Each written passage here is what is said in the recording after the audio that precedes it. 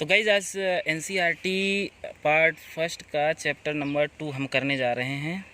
ये सीबीएसई के बच्चों के लिए बहुत उपयोगी चैप्टर है, इन्वर्स ट्रिग्नोमेट्रिक फंक्शंस। बड़ा ही अच्छा चैप्टर है और इसमें हम इन्वर्स ट्रिग्नोमेट्रिक फंक्शंस के डोमेन और रेंज किस तरीके से पता लगाएंगे और किस तरीके से याद रखेंगे, ये बताने की कोशिश करेंगे हम। तो सबसे पहले हम 6 ट्रिग्नोमेट्रिक फंक्शंस जो हमारे होते हैं, साइन, कॉस, टैन, कॉट, सेक और कॉसेक, ये 6 ट्रिग्नोमेट्रिक फंक्शंस होते हैं। ये किस तरीके से डिफाइंड होते हैं, क्या होता है इनका डोमेन और क्या रेंज होता है, ये पहले हम एक्सप्लेन करते हैं। जैसे साइन फंक्शंस जो है वो r से -1 और 1 में डिफाइंड होता है। r set of real numbers है और ये एक इंटरवल है -1 से 1। तो साइन फंक्शन जो है r से -1 1 में होता है। इसका मतलब साइन फंक्शंस का जो डोमेन हो गया वो r और रेंज हो गया -1 और 1। ये क्लोज इंटरवल होता है। इसी तरीके कास भी सेम होता है, जैसे साइन होता है, दोनों का डोमेन सेम होता है और दोनों का रेंज सेम होता है। टैन फंक्शंस में थोड़ा सा अलग हो जाता है, जो r से r में होता है, लेकिन जो डोमेन होता है उसमें कुछ एक्सेप्शन पॉइंट होते हैं जहाँ पे टैन फंक्शन डिफाइन नहीं होता, जैसे टैन 90 नहीं डिफाइन होता है। तो अगर आप यहाँ n = 0 पुट करेंगे, क्योंकि n बिलोंग्स टू z है, तो n = 0 पुट करेंगे तो x = π/2 हो जाएगा। तो टैन π/2 पर अनडिफाइंड होता है, इसलिए वो पॉइंट हमको हटाने हैं जिन पर टैन फंक्शन अनडिफाइंड होता है। तो टैन का जो डोमेन होता है वो r minus x such that x = odd multiple of π/2 जो होंगे वो r में से हटा देंगे तो उसका डोमेन बन जाएगा। इसी तरह जो कॉट फंक्शंस होता है वो इंटीग्रल मल्टीपल ऑफ n पाई पर अनडिफाइंड होता है, इसलिए उसके डोमेन में से हम वो x हटाएंगे जो n पाई के इक्वल होंगे, n बिलोंगिंग टू z होंगे, और रेंज इसका भी r होगा जो टैन का होता है। इसी तरीके से सेक फंक्शंस जो है वो r से सेक फंक्शंस का डोमेन और टैन फंक्शंस का डोमेन सेम होता है। ये भी आड मल्टीपल ऑफ π/2 पे अनडिफाइंड होता है, इसलिए r में से इसको घटाएंगे। लेकिन इसके रेंज में से r में से -1 और 1 ओपन इंटरवल ये हटाना पड़ता है, इसलिए इसका जो रेंज है वो कंप्लीट r नहीं होता है। इसी तरीके कॉसेक का भी रेंज यही होता है, और कॉसेक का डोमेन और कॉट का डोमेन सेम होता है। जैसे टैन का डोमेन और सेक का डोमेन सेम होता है, वैसे कॉट का और कॉसेक का डोमेन सेम होता है। तो ये 6 ट्रिग्नोमेट्रिक फंक्शंस होते हैं जो हम पहले से पढ़ चुके हैं।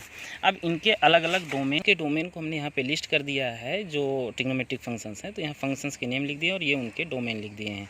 आप एग्ज़ाम की दृष्टि से इन सारे डोमेन्स को याद रखें। इसी तरीके से रेंज की लिस्ट ये दी गई है।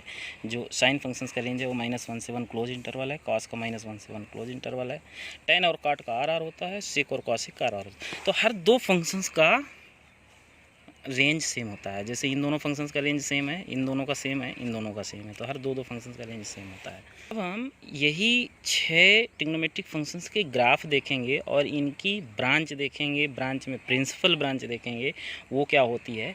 इन ब्रांच और प्रिंसिपल ब्रांच की हेल्प से ही हम इन्वर्स ट्रिग्नोमेट्रिक फंक्शंस के डोमेन और रेंज डिसाइड करेंगे। तो हमने जैसे कि देखा कि साइन फंक्शंस r से -1 1 में डिफाइंड होता है, तो इसका ग्राफ इस तरीके से होता है। ये π/2 पर -1 होता है, -π/2 पर -1 होता है और π/2 पर 1 होता है। तो इसका ग्राफ इस तरीके से ये एक बनता चला जाता है। अब इसकी ब्रांच जो होती है, ब्रांच मीन्स फंक्शंस के ग्राफ का वो पार्ट जहाँ पर फंक्शंस 1 1 ऑन 2 हो जाए, मतलब बाइजेक्टिव हो जाए। तो अगर आप -π/2 से π/2 पे देखें तो यहाँ से यहाँ तक फंक्शंस 1 1 ऑन 2 है। इस तरीके से अगर आप यहाँ से यहाँ तक देखें, यानी π/2 से 3π/2 पर तक देखें, तो ये फंक्शंस भी 1 1 ऑन 2 है। यहाँ पर भी 1 1 ऑन 2 है, यहाँ पर भी 1 1 ऑन 2 है, यहाँ पर भी 1 1 ऑन 2। तो ये जहाँ जहाँ फंक्शंस 1 1 ऑन 2 है वो सभी इसकी ब्रांच कहलाएंगी। इनमें से जो एक स्पेशल ब्रांच -π/2 से π/2 के बीच में है, इसको प्रिंसिपल ब्रांच कहते हैं। अब हम गाइस कास फंक्शंस का ग्राफ देखेंगे और उसकी ब्रांच और उसकी प्रिंसिपल ब्रांच देखेंगे। तो कास फंक्शंस जो है 0 पे 1 होता है और π/2 पे 0 हो जाता है। तो कॉस फंक्शंस का ग्राफ आप सभी लोग पढ़ चुके हैं ऑलरेडी, ये इस तरीके से बना होता है। अब ये फंक्शंस जहाँ 1 1 ऑन 2 होता है वहाँ पे वो बाइजेक्टिव होगा। तो अगर हम यहाँ 0 से पाई के बीच में देखें तो ये फंक्शंस यहाँ से यहाँ तक 1 ऑन 2 है और इसीलिए मैंने इसको ब्लैक किया हुआ।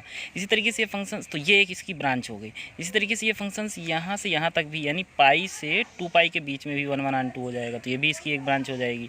फिर 2 पाई से 3 पाई के बीच में हो जाएगा, तो ये भी इसकी एक ब्रांच हो जाएगी।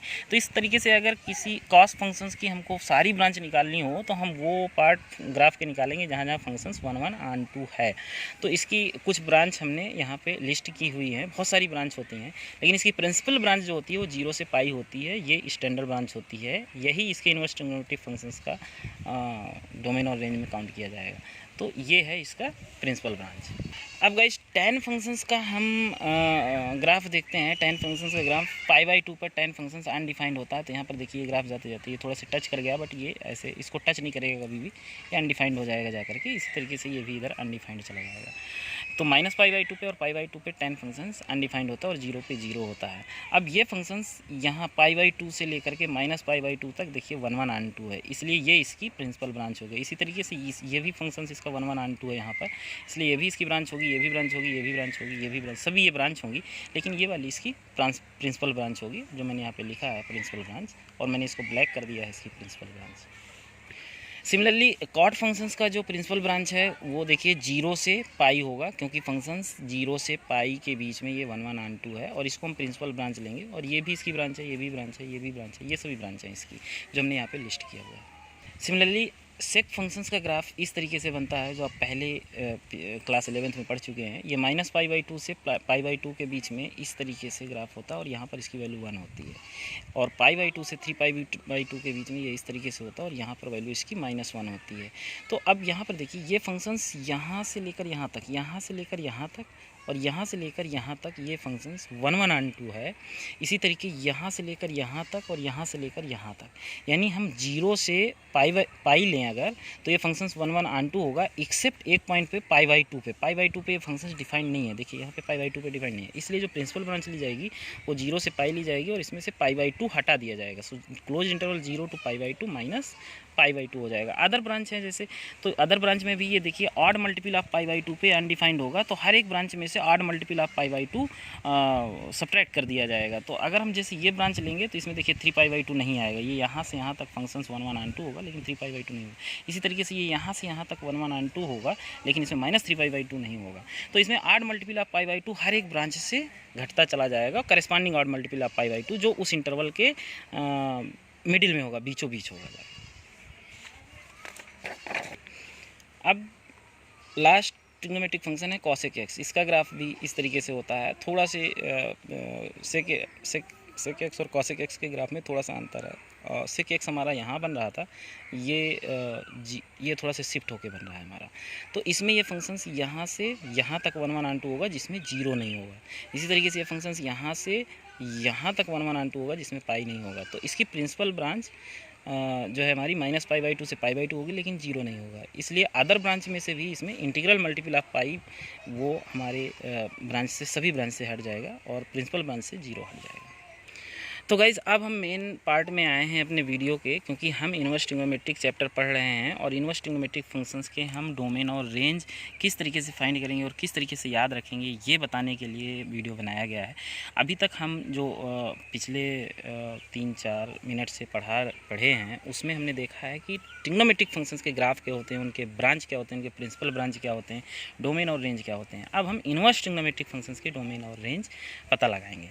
तो अब आप देख चुके हैं कि जो साइन फंक्शंस था वो 1 ऑन 2 किस में था, -π/2 से π/2 में, इसलिए प्रिंसिपल ब्रांच ही इनवर्स फंक्शंस का रेंज बनेगा, और जो साइन फंक्शंस का रेंज था वो इनवर्स फंक्शंस का डोमेन बन जाएगा। तो अभी तक हम जो 6 ट्रिग्नोमेट्रिक फंक्शंस पढ़े हैं, उनकी जो प्रिंसिपल ब्रांच हैं वो उनके करस्पॉन्डिंग इनवर्स फंक्शंस का को डोमेन बनेंगे जाके, रेंज बनेंगे जा करके। जैसे कास फंक्शंस का प्रिंसिपल ब्रांच हमारा 0 से पाई था, तो इसलिए हमने यहाँ पे 0 से पाई उसका कोडोमेन बना दिया, और जो कॉस फंक्शंस का रेंज था वो अब इसका डोमेन हो गया। इस तरीके से सभी फंक्शंस के, सभी इनवर्स ट्रिग्नोमेट्रिक फंक्शंस के हम डोमेन और रेंज हमेशा के लिए याद कर सकते हैं, अगर हमको प्रिंसिपल ब्रांच याद रहेंगी तो। फाइनली हमने इनवर्स ट्रिग्नोमेट्रिक फंक्शंस के डोमेन और रेंज को यहाँ पे लिस्ट किया है। जैसे पहले फंक्शंस में हमने डोमेन रेंज लिस्ट किया है फर्स्ट लिस्ट में, तो साइन इनवर्स फंक्शंस का डोमेन जो साइन का रेंज होता है। कास्ट इन्वर्स फंक्शंस का डोमेन वो होगा जो उसका जो कास्ट फंक्शंस का रेंज होता है। tan इन्वर्स फंक्शंस, काट इन्वर्स फंक्शंस, ये आप अपने एग्ज़ाम के पॉइंट ऑफ व्यू से याद कर लीजिए। और यहाँ पर हमने रेंज लिस्ट कर दिए हैं और ये सभी 6 ट्रिग्नोमेट्रिक करेस्पॉन्डिंग 6 ट्रिग्नोमेट्रिक फंक्शंस के प्रिंसिपल ब्रांच हैं।